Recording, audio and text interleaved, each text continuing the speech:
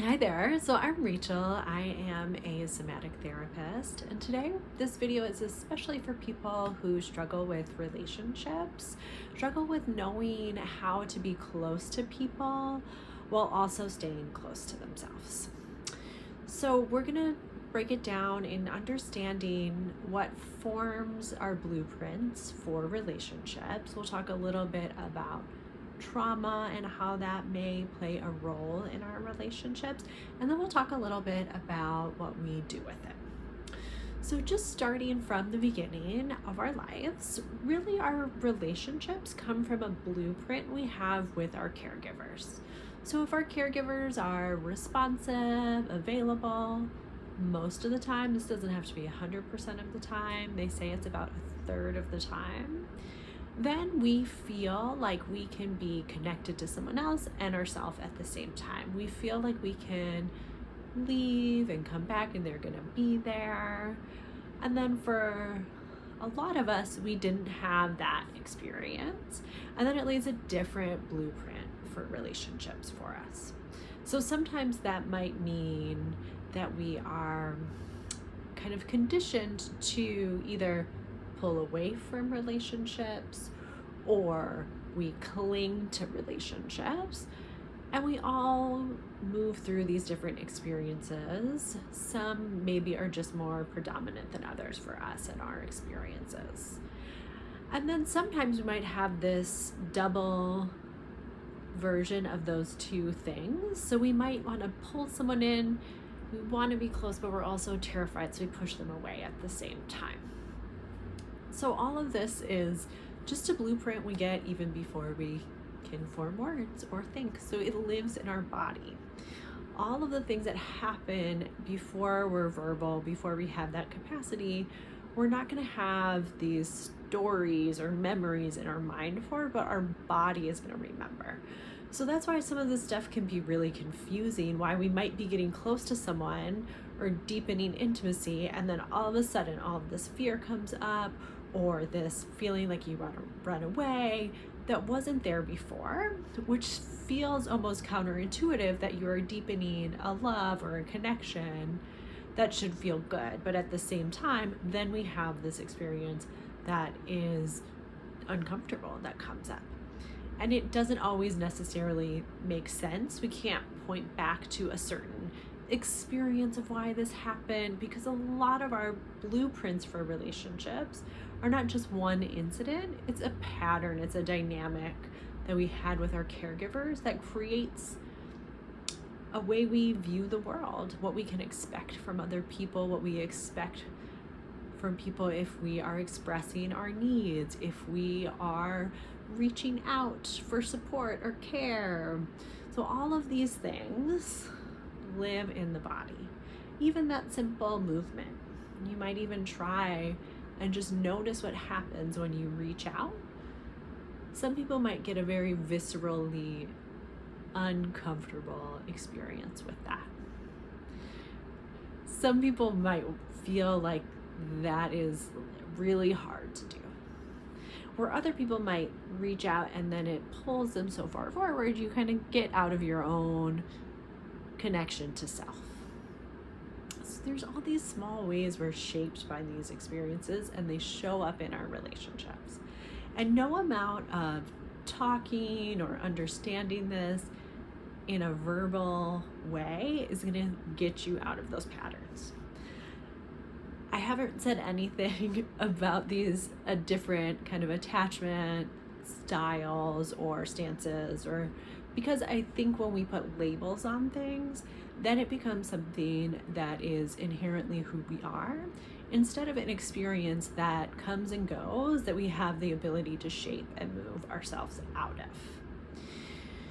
So we also want to look at the way trauma can impact our relationships. And this is when it gets really tricky, when our relationships with our early caregivers cross over into trauma, because then we get this connection of our attachment system, the part of us that wants to connect deeply to people, this emotional connection we have with people, gets connected to the system that goes on when there's a threat, when we're in survival mode. So these two get crossed and intertwined. And so that can make it even trickier than just kind of having this sense of relationships aren't totally secure. It gets to the place where relationships feel like they're a threat, which is really confusing for the system because we're inherently wired for connection. We will not survive without connection. We are human, we are social creatures. But then at the same time, the body might be responding with fear if we're getting too close to people. And this can show up not just in our romantic relationships, but this shows up in even just really subtle ways. Maybe feeling like you want to stay home instead of going to that social event, or you, especially if you're stressed, right? Like these things can heighten in different moments. Or you might be in a relationship with someone who's pretty healthy, but you kind of ignore the healthiness and you just fixate on the points that feel like there might be something wrong. You're giving them the fear something to feed on and work with. Or you can do this in really big, subtle ways, or bigger ways than just those subtle things, which might be that when you start getting close to someone or someone starts getting close to you, you are out the door. It's too much, you're done. You come up with every excuse not to stay in that relationship. And then there's the pieces of untangling these things. So this is all happening mostly outside of our conscious awareness. So a big part of how we start to shift these patterns in this kind of embodied way is to start to learn tools, resources, where we can start to build safety in our body first. Relationships, when they're healthy, are an amazing resource that can also help us to find safety in our body. So this is why therapy is really helpful, why working with a coach might be helpful. Working with someone who has a regulated nervous system gives you the space for your nervous system to feel like there's enough safety to start to explore what's going on inside. And there's tools and resources of ways to, when that fear gets activated, to help to maybe take it down a little, or to be more present and aware of it, and then eventually be able to work through and process those things in your system. So it's not that we can turn it on and off. It's a process that over time, that experience, first you're going to be aware of it. You're able to know what's going on and understand that this experience it's often an emotional flooding. We feel overwhelmed with emotion and we don't know what to do with it. That's something we don't need to understand. We don't have to have a logical story about it. This thing happened and X, Y, and Z, and this is why I'm like that. But it's just like, okay, this is here. This thing that's happening in my body's responding to past things. How can I be present with what's happening now? And when we do that over and over and over again with ourselves, with someone safe, then we start to be able to shift that experience, that energy, that felt sense experience is coming up. We're giving it space to be there. And it gets less and less and less over time.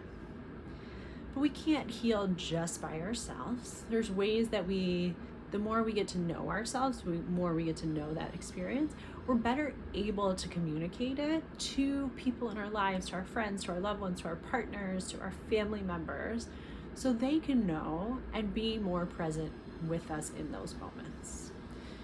So if you're able to really understand what's happening with you, it's much easier to share that with someone else in a way that they can receive it and show up and be supportive with you. And so this is not a lifelong process. It is possible to work through it and move towards this more secure, grounded sense of self in relationships. It is possible. but you cannot think your way there. Not that we never want to think.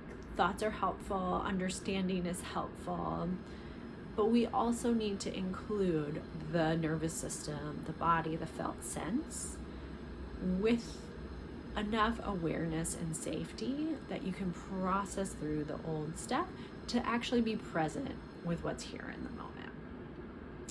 So that is a very brief overview of what might be happening. But just know, if that's you, if relationships seem scary or complicated, you want to run away from them, you can't let go of them, you are not alone.